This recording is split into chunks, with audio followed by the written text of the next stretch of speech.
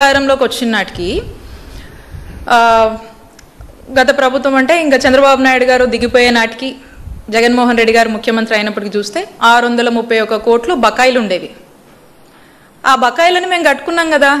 చంద్రబాబు నాయుడు గారు వల్లే మా ఆరోగ్యశ్రీ ఆగిపోతుందనో లేకపోతే నెట్వర్క్ హాస్పిటల్స్ ఇబ్బంది పడుతున్నాయనో మేము మాట్లాడలేదు కదా. Anyways they are least bothered about health sector. No, that's a real fact.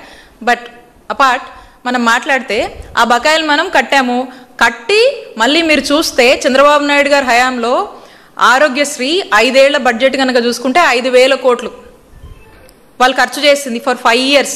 అదే జగన్మోహన్ రెడ్డి గారి టెన్యూర్లో మేము దిగిపోయిన నాటికి చూస్తే ఆ పర్టికులర్ ఇయర్లోనే 3,600 కోట్లు ఆరోగ్యశ్రీ కింద మేము ఖర్చు చేసాం. 3,600 కోట్లు, I'm talking about 1 year. Versus 5 years 5,000 crores వాళ్ళు ఖర్చు చేశారు. అంటే ఇమాజిన్ జగన్మోహన్ రెడ్డి గారి ప్రభుత్వంలో ఆరోగ్యశ్రీని ఎంత స్ట్రెంథన్ చేశామో. యూనివర్సల్ కవరేజ్ కింద యూనివర్సల్ హెల్త్ ఫర్ ఆల్ అని చెప్పి 90% ఆఫ్ ద ఫ్యామిలీస్ ఆరోగ్యశ్రీలో బెనిఫిట్ అయి ఉన్నారు.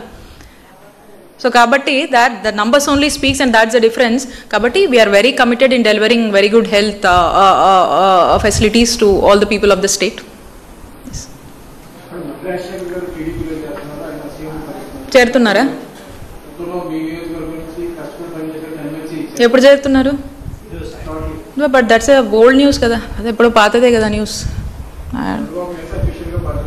ఇట్స్ అన్ ఓల్డ్ న్యూస్, పాత న్యూసే అది. ఏమి ఎక్కడికి వెళ్ళట్లేదు, అదే పాత న్యూసే కదా.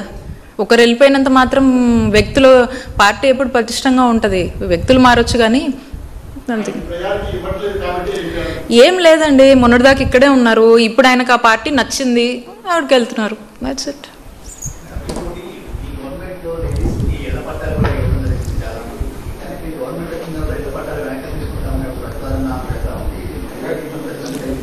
ఇళ్ల పట్టాలు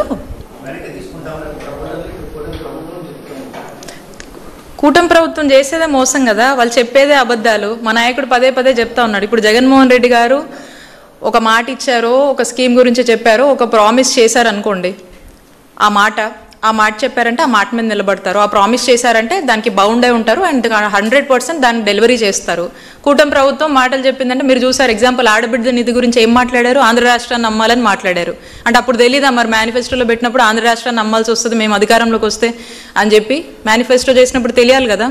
సో కాబట్టి వాళ్ళ మాటలన్నీ కూడా ఆల్ అవన్నీ నిలకడలేని మాటలు అండ్ మోసం చేసేటువంటి మాటలు. And they tend to do that. We are very clear about it.